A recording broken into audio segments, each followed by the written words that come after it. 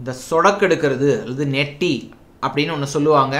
நிறைய பேர் செய்கிறத பார்த்துருக்கோம். சில பேருக்கு பிடிக்காது, சில பேருக்கு கஷ்டமாக இருக்கும், சில பேர் இதனால் அவ்வளோதான் உன் ஜாயிண்ட்டு போனெல்லாம் வீணாக போயிடும்னு சொல்லுவாங்க.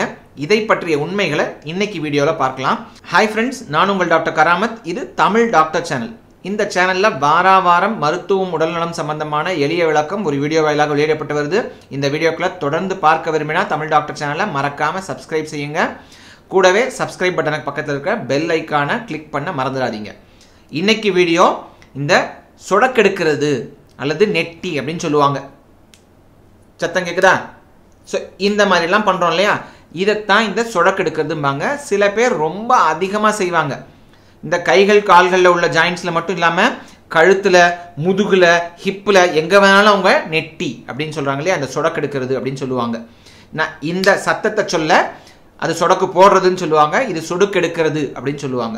இது என்னங்க? இது நக்கிள் கிராக்கிங், பாப்பிங் த ஜாயின்ட்ஸ் அப்படின்னு ஆங்கிலத்தில் சொல்லுவாங்க.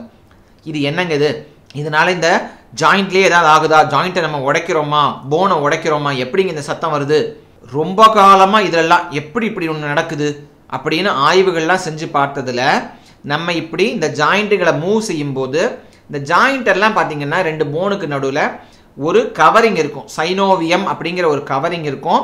அதுக்கு நடுவில் லூப்ரிகேஷனுக்காக, உராய்வு இல்லாமல் இருக்கிறதுக்காக சைனோவியல் ஃப்ளூயிட்னு ஒரு கிரீஸ் மாதிரி ஒரு திரவம் இருக்கும்.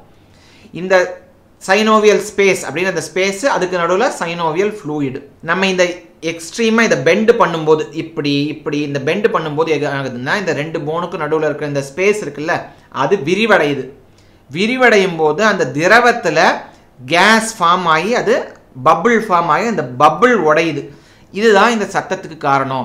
இந்த பபிள் ஃபார்ம் ஆகிறது சத்தத்துக்கு காரணம், பபிள் உடையிறது, பபிள் ரிலீஸ் ஆகிறது சத்தத்துக்கு காரணம் அப்படின்னு ஆய்வுகள் சொல்லுது. சரியா?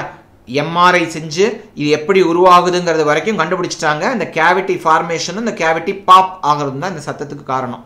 சரி, நைட்ரஜன் தான் இந்த கேஸுங்கிறாங்க, அது நைட்ரஜன், ஆக்சிஜன் ஏதோ ஒன்று, அந்த திரவமாக அதில் இருக்கிற ஒரு பபிள் ஃபார்ம் ஆகி அந்த பபிள் உடையிறது, பபிள் கிராக் ஆகிறது தான் இதுக்கு காரணம்.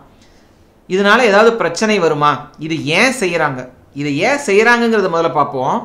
பொதுவாக இந்த மாதிரி செய்கிறவங்ககிட்ட கேட்குறீங்கன்னா, எனக்கு டயர்ட் ஆகிடுச்சு, எனக்கு மசில்லாம் ஸ்டிஃப் ஆகிடுச்சு, அதுக்காக ரிலாக்ஸ் பண்ணுறதுக்காக பண்ணேன் அப்படின்னு சொல்லுவாங்க. உண்மையில் ரிலாக்ஸ் ஆகுதுன்னா அதெல்லாம் கிடையாதுங்க. இது அவங்க மனசில் தோன்ற ஒரு விஷயந்தான். நிறைய பேர் பார்த்தீங்கன்னா போர் அடிக்குதுன்னு பண்ணுவாங்க, சரியா?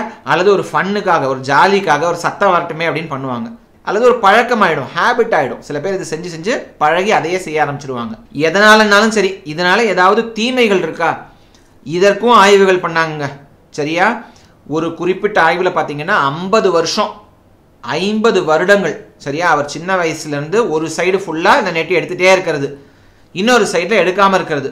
50 வருஷத்துக்கு பிறகு அவருக்கு ஆய்வுகள் செஞ்சு அந்த ஆஸ்டியோ ஆர்த்ரைட்டிஸ், எலும்புகள் முட்டிகள் தேய்ந்து போகிறது அதிகமாக நடக்குதாங்கிறத பார்த்ததில் ஒரு வித்தியாசமும் இல்லை. இதே மாதிரி மல்டிபிள் பீப்புளில் நிறைய பேரில் ஆய்வுகள் செஞ்சதுலையும் பார்த்தீங்கன்னா இந்த நெட்டி அல்லது சொடுக்கெடுக்கிற சைடில் இந்த எலும்புகள் தேய்ந்து போகிறது அல்லது முட்டுக்கள் வீக் ஆகிடுது அப்படிங்கிறது உண்மை கிடையாது. ஆஸ்டியோ ஆர்த்ரைட்டிஸ் இதனாலெல்லாம் ஏற்படுவது கிடையாது அப்படிங்கிறதான் கண்டுபிடிச்சிருக்காங்க. ஸோ இப்படி பண்ணால் ஒன்றும் ஆபத்து கிடையாது. சரி, இதனால் என்னங்க பிரச்சனை? உண்மையிலேயே மருத்துவ ரீதியாக இதனால் எந்த ஒரு பிரச்சனையும் கிடையாதுங்க. எதிரில் இருக்கிறவங்க இரிட்டேட் ஆகிறத தவிர இதனோட காம்ப்ளிகேஷன் எதுவுமே கிடையாது. சரி, இப்போ இப்படி பண்ணால் ஏதாவது எப்பயாவது மருத்துவர் அணுகணுமா, இதனால் ஏதாவது தொந்தரவா? அப்படிலாம் ஒன்றும் கிடையாது. இது வழக்கமாக ஒரு பெயின்லெஸ்ஸான மூமெண்ட், வலி இதில் இருக்காது. ஆனால் எனக்கு சொடக்கெடுத்தா பயங்கரமாக வலிக்குது சார் அப்படின்னு சொன்னால் அது சொடுக்கே இருக்காது, அது வேற ஏதாவது எலும்பு பிரச்சனையாக இருக்கலாம்.